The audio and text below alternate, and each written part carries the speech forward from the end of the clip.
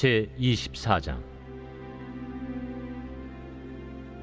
안식 후 첫날 새벽에 이 여자들이 그 준비한 향품을 가지고 무덤에 가서 돌이 무덤에서 굴려 옮겨진 것을 보고 들어가니 주 예수의 시체가 보이지 아니하더라.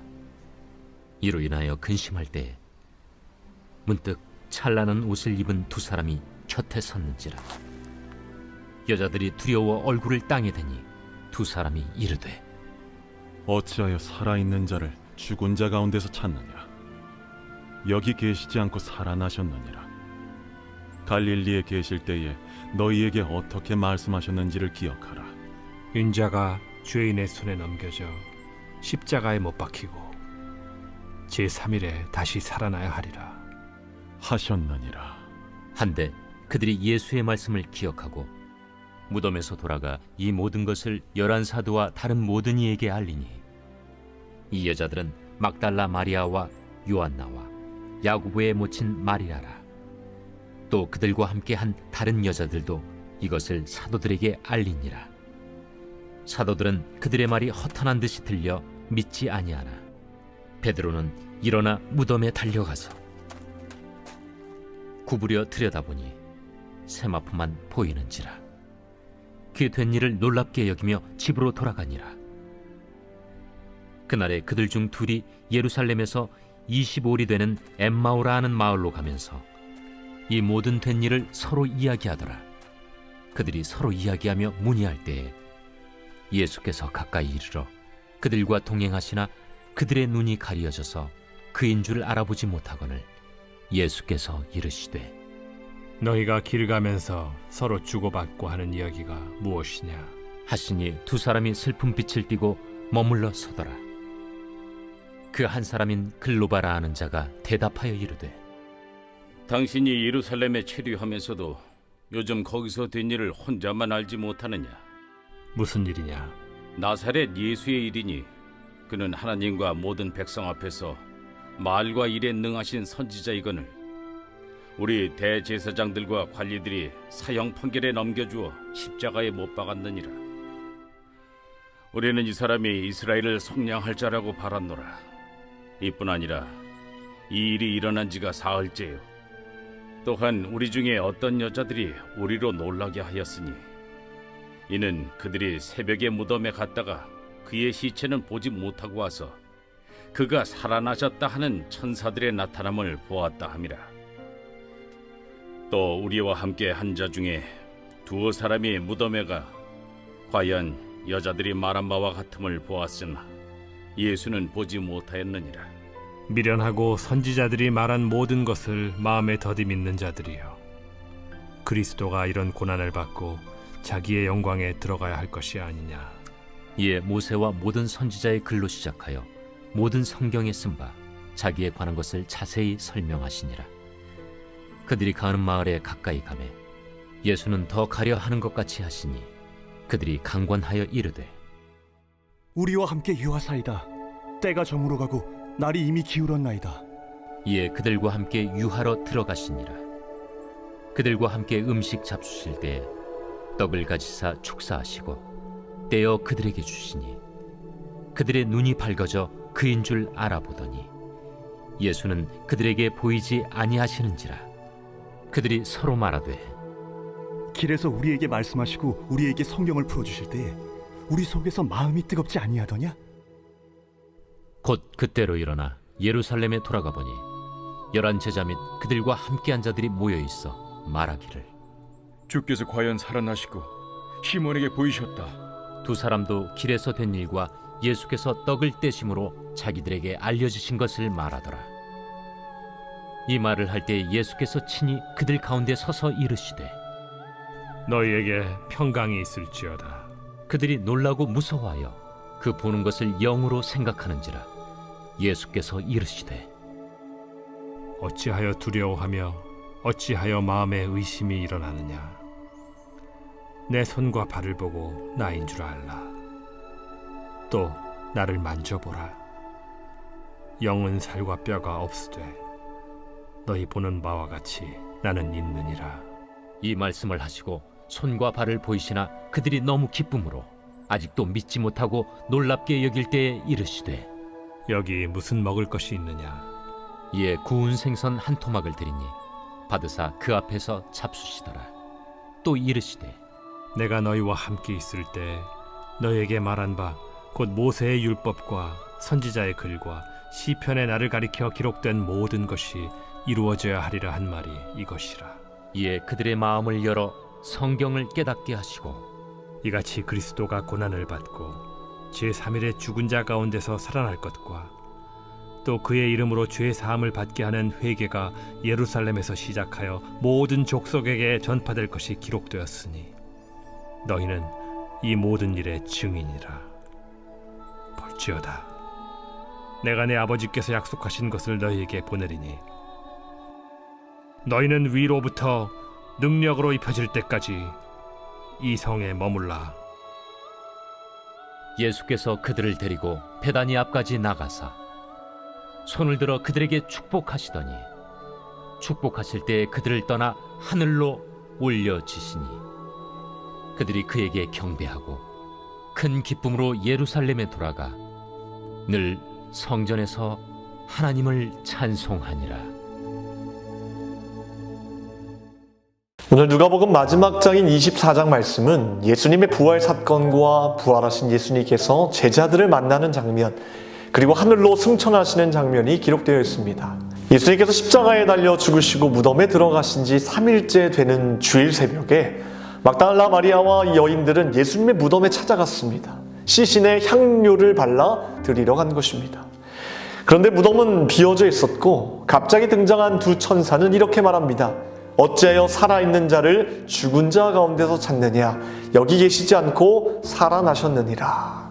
할렐루야. 우리 예수님은 부활하셨습니다. 우리 예수님을 따르는 그리스도인들에게는 결코 흔들릴 수 없는 두 가지 믿음의 기둥이 있습니다. 하나는 십자가이고 또 하나는 부활입니다. 오늘이 고난주간도 아니고 부활절도 아니지만 우리는 날마다 십자가 신앙과 부활 신앙을 가지고 살아가야 됩니다. 특별히 죽음을 이기시고 부활하신 예수님의 이 놀라운 부활의 소망은 인생의 그 어떤 문제와 파도 앞에서도 심지어 죽음 앞에서도 우리를 담대하게 이끌어주는 능력임을 우리는 기억해야 합니다. 토마스 왓슨은 우리는 아침에 침대에서 일어나는 것보다 부활 때에 무덤에서 일어나는 것을 더욱 분명하게 확신해야 한다고 말했습니다.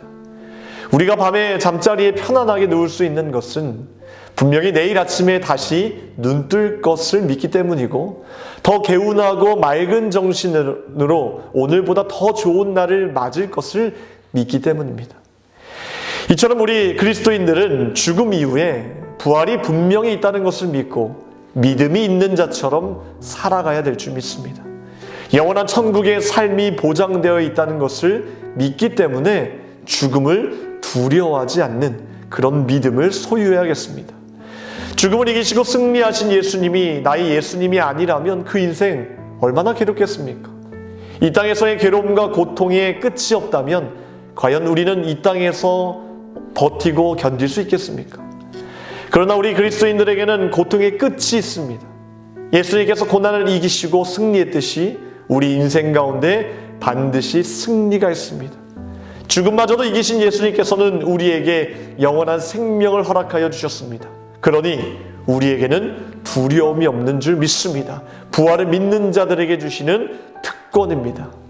그래서 스데반 집사님은 돌에 맞아 순교를 당하면서도 자신을 죽이는 자들을 위해 용서의 기도를 드렸고, 베드로는 자신을 십자가에 못 박아 죽이려는 로마 병정에게 내가 감히 어찌 주님과 똑같은 자세로 십자가에 달릴 수 있겠느냐, 그러니 나를 십자가에 거꾸로 매달라 하면서 십자가에 거꾸로 못 박혀 죽었습니다.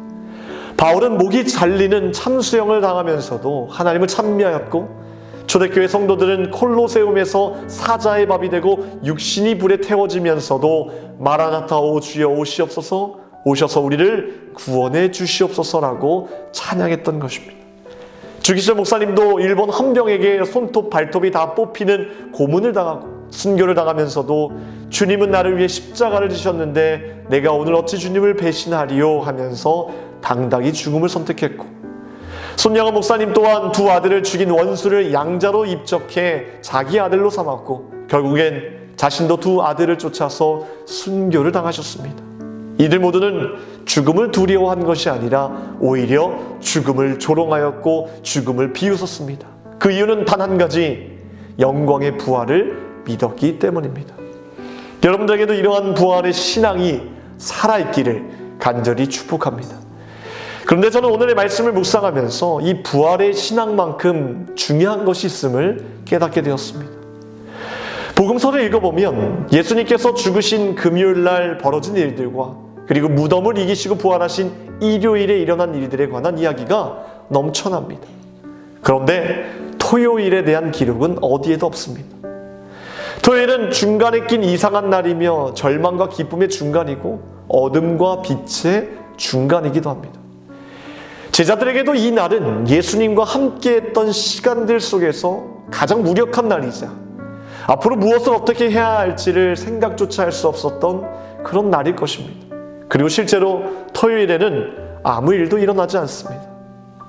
그런데 정말 아무 일도 없었을까요? 여러분, 토요일에는 아무 일도 없었던 것이 아니라 토요일에는 침묵이 있었습니다.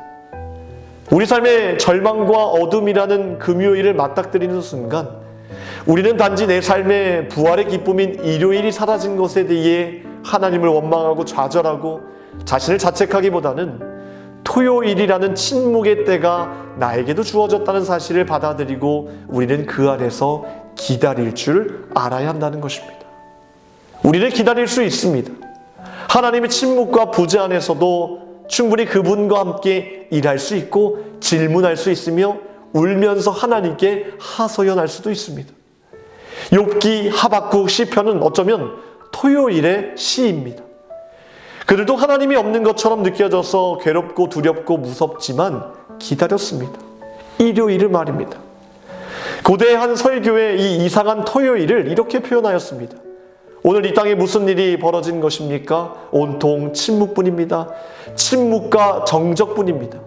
왕이 주무시기에 온통 침묵뿐입니다. 하나님이 육체로 죽으시니 지옥이 두려웠답니다. 그분은 잃어버린 양을 찾으시듯 우리의 첫 조상을 찾으러 가셨습니다. 여러분, 예수님은 우리를 구원하시기 위해 지옥에까지 잠시 내려가셨습니다. 우리가 이 땅에서 얻게 되는 모든 고통까지도 대신 감당하시고 함께 견뎌내 주시기 위해 그곳까지 찾아가신 겁니다. 인간의 관점에서 우리는 일요일은 기적의 날로 생각합니다. 그날은 인간 예수께서 죽음에서 부활하신 날입니다.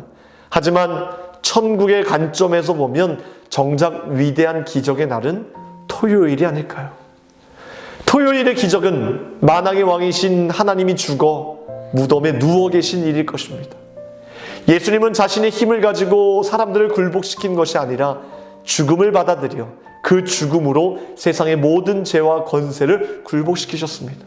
여러분, 무덤과 죽음과 지옥 속에서도 우리는 주님을 찾을 수 있을진데 어디에선들 그분을 찾을 수 없겠습니까?